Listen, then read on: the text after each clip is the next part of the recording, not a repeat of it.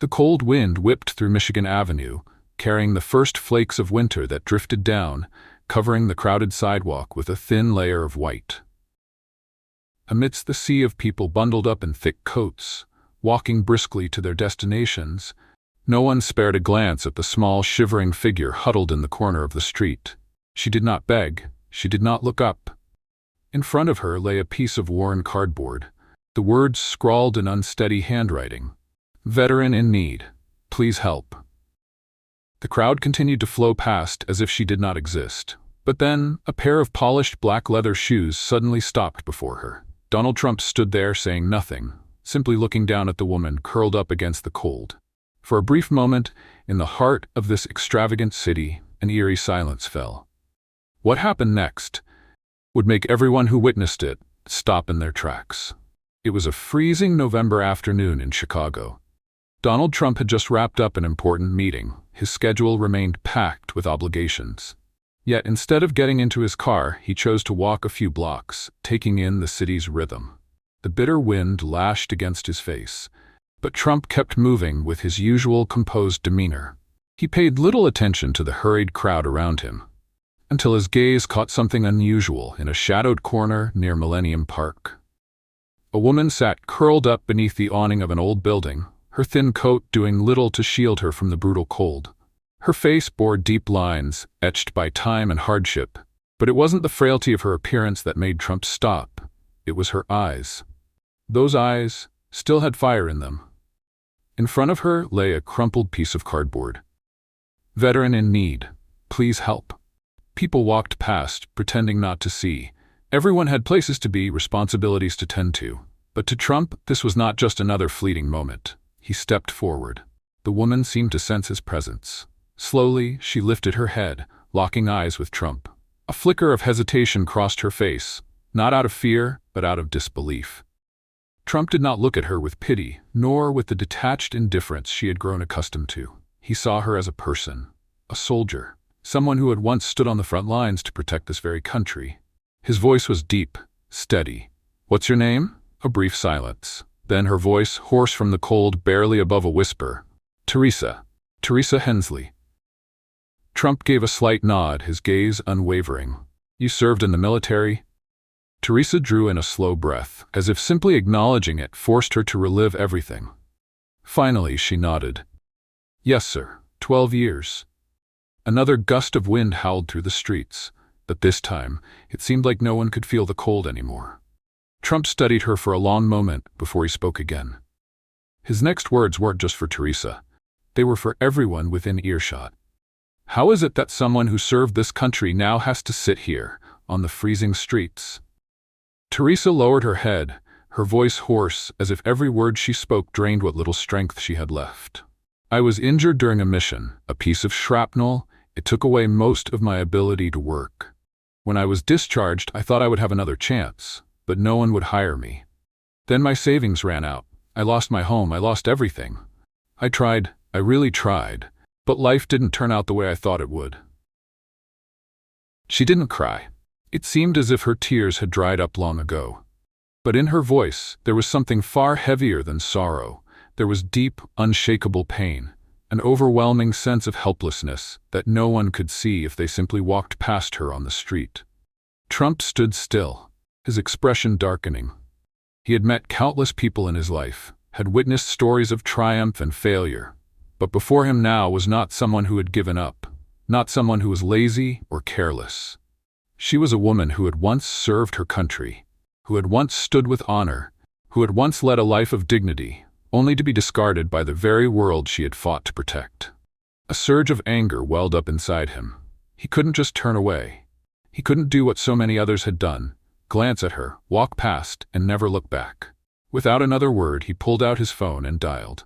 His voice was firm, unwavering. "Margaret, I need you to find the nearest hotel with an available room. And call a doctor, someone who can do an immediate checkup. Right now." On the other end, his assistant responded without hesitation. "I'll handle it immediately, Mr. Trump." Trump snapped his phone shut and turned to Teresa. There was a flicker of confusion on her face. Perhaps she had been ignored for so long that the idea of being helped seemed unreal. "Stand up," Trump said, his voice low but commanding. "I'm not letting you sit here 1 second longer." Teresa stared at him, uncertainty clouding her eyes. For years she had watched hundreds of people walk by without stopping. But this man, he was different. He didn't just toss her some money and move along. He didn't offer empty words of sympathy. He took action. A tremor ran through her, not from the cold, but from something stirring inside her chest. A feeling she thought had been extinguished long ago. Hope. A soft hum came from the street. A sleek black SUV rolled up to the curb, its engine still running, waiting. The door opened, and a sharply dressed man stepped out, giving Trump a respectful nod. Without hesitation, Trump reached down and gently took Teresa's arm. "Come on, today you are no longer homeless." Teresa stiffened, instinctively wanting to pull away. But Trump's gaze remained steady. There was no pity in his eyes, only determination. She swallowed hard, then nodded. Slowly she stood up. The world around them seemed to pause. People on the street turned their heads, some stopping mid-stride. A few stared in surprise, some in disbelief. But no one spoke. They simply watched, witnessing a moment they had never expected to see. Teresa stepped into the car. Trump followed. The door shut behind them. The SUV pulled away from the curb, leaving behind the icy sidewalk. And the woman the city had forgotten finally had a place to go. The SUV pulled away from the freezing sidewalk, gliding through the bustling streets of Chicago. Inside the car, Teresa sat motionless, her frail hands clasped tightly together. She could hardly believe what was happening. Just an hour ago, she had been huddled on the pavement, ignored by the world. And now she was seated in a luxurious vehicle, with the most powerful man in America sitting beside her. Trump sat quietly, his gaze fixed on the rearview mirror, watching her reflection. He said nothing, but his eyes held something deeper than words could ever express. The car rolled to a stop in front of an upscale hotel. As soon as the door opened, a hotel staff member stepped forward, nodding respectfully. "Everything has been prepared as per your request, Mr. Trump." Trump gave a brief nod, then turned to Teresa. "Let's go."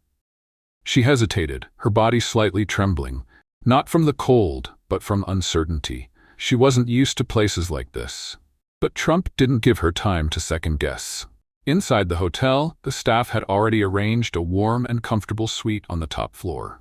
The room was spacious, illuminated by soft golden lights, with a large bed covered in crisp white linens.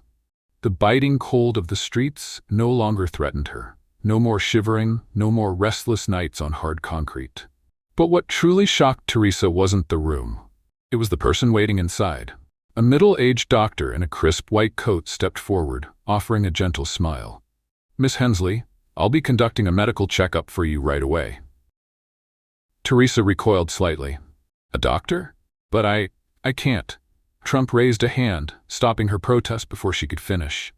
"No excuses. You need medical care and you're going to get it. I'll take care of the rest." She opened her mouth to object, but when she met Trump's gaze, she realized she couldn't refuse. An hour later, the doctor packed up his equipment and turned to Trump with a professional nod. "No major injuries, but she's severely malnourished and has early signs of pneumonia. I've prescribed medication and provided dietary recommendations.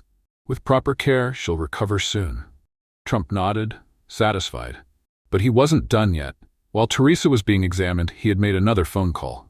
15 minutes later, a woman entered the room. She was dressed in a dark business suit, her hair neatly pulled back, and in her hands was a thick file. She cast a quick glance at Teresa before turning to Trump. "Mr. Trump, I came as soon as I got your call. This is the complete file on Teresa Hensley." Trump folded his arms across his chest, his expression sharp. "Tell me everything. I want to know it all."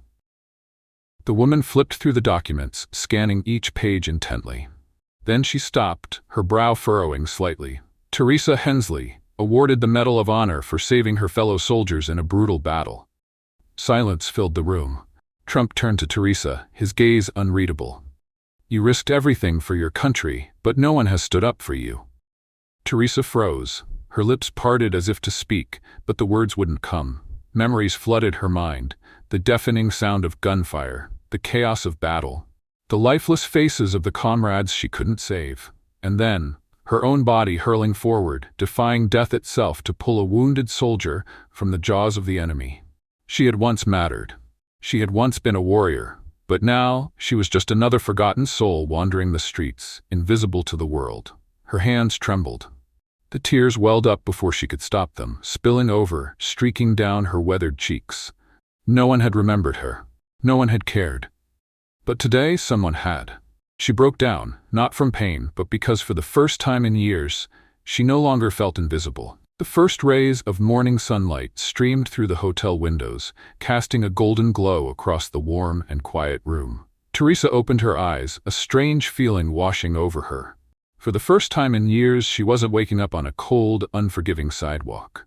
The biting wind wasn't gnawing at her skin. No indifferent glances swept past her, pretending she didn't exist. She slowly sat up, looking around. The soft blankets wrapped around her frail body, the peaceful atmosphere surrounding her. It was a stark contrast to the life she had grown so accustomed to. For a fleeting moment, she wondered if all of this had just been a dream. But then, the door gently creaked open. A woman in a neatly pressed suit stepped inside, offering a warm smile. "Miss Hensley, my name is Lisa. I'm a representative from the Veterans Assistance Program. I'm here to help you start your new life." Lisa placed a file in front of Teresa. Inside were documents detailing housing assistance, job training programs, and medical rehabilitation support. "We've secured temporary housing for you, and Mr. Trump has personally committed to covering your rent for the first year. Additionally, if you're willing, we can help you find a job that suits your abilities." Teresa sat still, overwhelmed. Never in her life had she imagined a moment like this. She had long stopped hoping for miracles. And yet, here she was, receiving the help she had never dared to expect. A single tear rolled down her cheek. I don't know what to say." A familiar voice spoke from the doorway. "You don't have to say anything, Teresa." Trump stood there, hands tucked into the pockets of his coat, his expression both warm and commanding. "Just promise me one thing. When you get back on your feet, help someone else the way I've helped you today." She looked at him, the fear and doubt of the past now giving way to something deeper. Hope. For the first time in years, she felt she had a purpose. She nodded. "I promise." Trump simply smiled and turned to leave. As he stepped out of the hotel, the sun had fully risen over Chicago, bathing the city in its golden light. The streets remained busy, life continued as usual. But something had changed. A soul had been pulled back from the depths of despair, and it had all started with a single moment when someone decided to stop and take notice. What do you think about this story? If you had the chance to change someone's life, would you take it? Share your thoughts in the comments below. And if you believe this story deserves to be heard, don't forget to like and share this video with others. Make sure to subscribe so you won't miss more inspiring stories like this one. Thank you for watching until the end. See you in the next meaningful story.